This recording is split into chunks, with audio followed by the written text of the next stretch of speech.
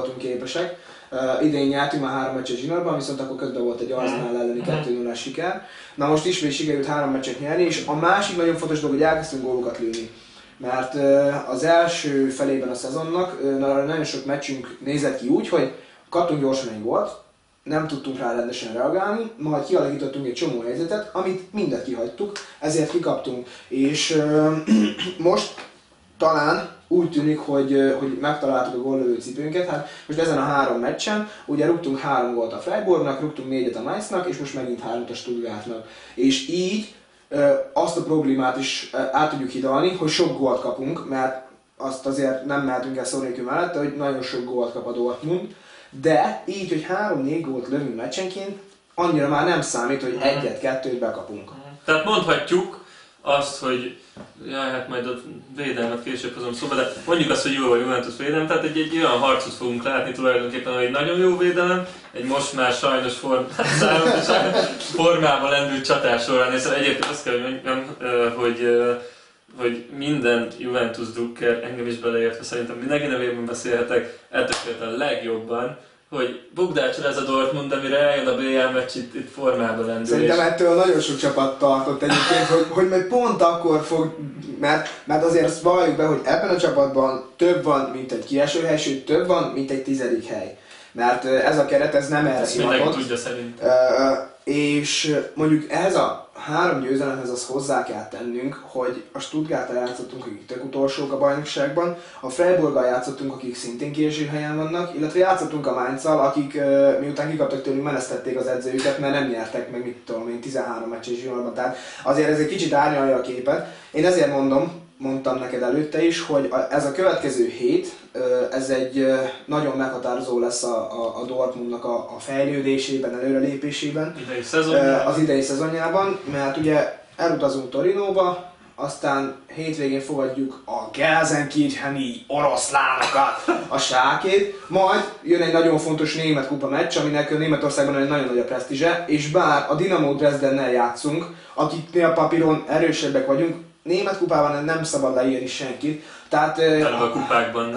Tehát ez a 3 meccs, ez nagyon fontos lesz, aztán majd gondolom, hogy a végén ilyen tippelés, meg ilyesmi lesz, úgyhogy még egyelőre nem mondom, hogy én mit szeretnék, meg mit várok. Jó, annyi biztos, hogy a Schalkét mindenképpen meg kell vernünk.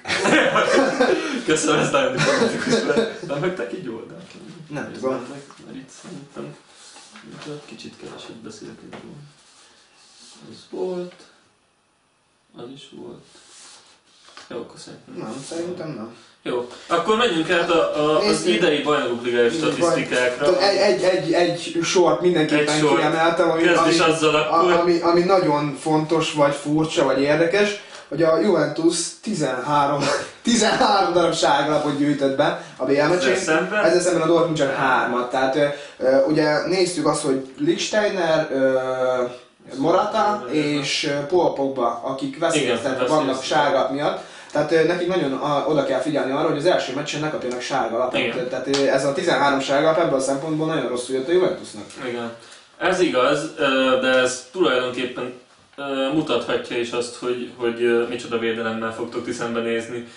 Kedden megváltoztatta idén Allegri a védelmet, egy 3 védős rendszer, ami védekezésben inkább 5 volt.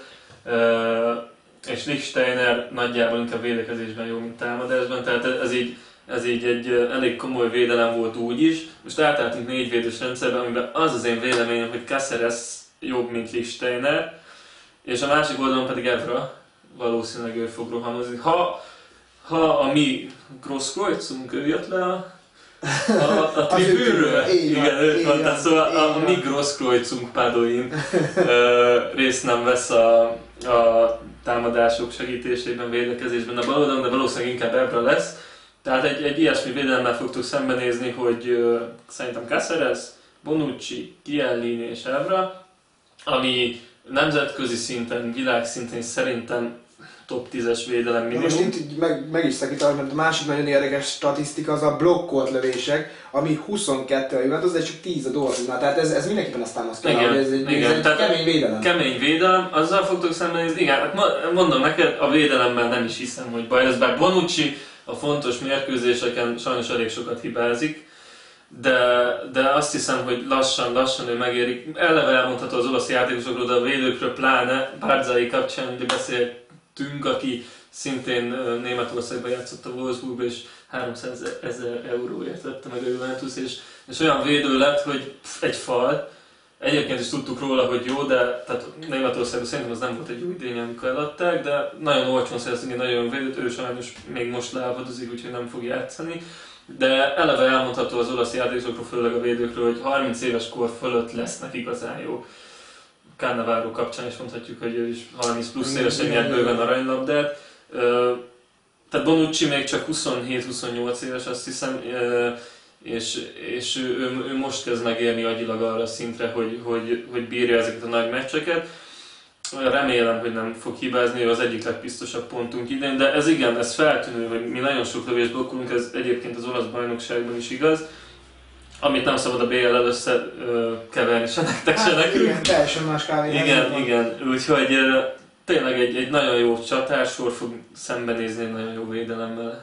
Viszont azt szerintem elmondhatjuk, ha elfogultsága, ha nem elfogultsága, hogy ez a legkiegyenlítettebb és legizgalmasabbnak tűnő párharc most a... Igen, hát sőt azt is elmondhatjuk, hogy ez a Bajnokok Ligája, amit most látni fogunk kedden. Erről szólna, mind történelmileg, mind forma alapján, mind játékos keretek alapján igazad van, legkiegyenlítettebb, és szerintem a legjobb párharcot fogjuk látni. Egyébként ez leginkább a Juventustól fog függni, hogy fel tudja pakolni azt a játékot a pályára, amit ő az olasz bajnokságon képvisel. Mert ha sikerül, akkor ebből biztosan lehetünk egy nagyon jó Ugyanakkor azt is hozzá kell tennünk, hogy Zorg, Klopp és Vászka is kijelentette, hogy nekünk bent kell maradnunk a Bundesligában. Na már most ez azt jelenti, hogy innentől kezdve mi a BL-el úgy foglalkozunk, hogy igen, kimegyünk, játszunk legalább 2 jó meccset, és ha kiesünk, akkor kiesünk. Tehát ez talán egy kis előnyt is jelentett a Dortmundnak, szerintem, mert nem nyomja a tét, úgymond. Felszabadultan játszhat. A másik dolog viszont az, hogy Klopp a vesztes BL döntő után lenyilatkozta, aztán lehet, hogy kicsit felelőtlenül, hogy Berlinben szeretne visszatérni a BL döntőben. Persze nyilván azért most már átalakította egy kicsit a véleményét azzal, hogy ilyen rosszul sikerült a bajnokságot elindítani, de én nem lepődnék meg rajta, hogyha elmennénk a BL döntőig. Hát főleg egy ilyen szezon után igazi, hogy mondjam, amerikai hollywoodi történet lenne ez így. De mondom, Láne, hogyha kiesnétek és úgy indulhatnátok jövőre a BL-be. Igen, de ez a hét, ezt én most tényleg meghatározom. Ezt ahogy mesélted is, meg mondtad is, azt gondolom, hogy abszolút egyetértek veled. Van még más statisztika? Szerintem most már csak arról beszélünk, hogy ti mit vártok, vagyis te mit vársz, és hogy mit szeretnél. Jó. Hát akkor kezdem én. Kezdtem. Hát ha már ti vagy csak a vendéglátók. Vendéglátóként én azt gondolom, hogy az utóbbi mérkőzéseken a Juventus nem sziporkázott egyáltalán. Nagyon nehezen nyertünk, ha nyertünk is, ami szerintem nagyrészt a Dortmund tiszteletére is történt, mert most már tényleg szerintem hetek óta őre figyelünk, sőt olyan előnyt építettünk ki a bajnokságból, hogy lehet, hogy már ezt mondhatom talán egy hónapnak is. Hogy de ezt nem gondolod, hogy ha túl sokat pihentetik előtt a játékosokat, akkor ez visszaüthet? Eleve azt gondolom, hogy egy profi játékosra nem mondja azt senki, hogy nem bír egy héten 2 mérkőzést lejátszani. Nagyon sok szakértő és nagyon sok futball blogger, kommentátor hivatkozik rá, hogy pihentessük a játékosokat, de egy profi játékos ne féljen attól, a 2 meccset kell játszani egy héten, nekem ez az alapvetés. Ennek ellenére tényleg jobb, ha kipihenik magukat nyilván ilyen szinten is. Mit kérdeztél? Hát, hogy mit vársz, és mit szeretnél? Ja, az első meccsen, a Juventus-tól látni, akár eredmény. Az első meccsen azt szeretném látni, hogy ez a jó védelem ne kapjon gólt. Ez az alapvető alapvetés. Az első meccstől azt várom, hogy sokat fogjuk birtokolni a labdát, és azt várom, hogy a Dortmund inkább kontrázni fog. Mivel ha ezt én látom, hogy ez egy nagyon jó fegyver lehet a Juventus ellen, ezt Klopp is látja. Úgyhogy ezt fogom gondolni, viszont azt meg mi is látjuk szerintem, hogy a ti védelmetek megzavarható.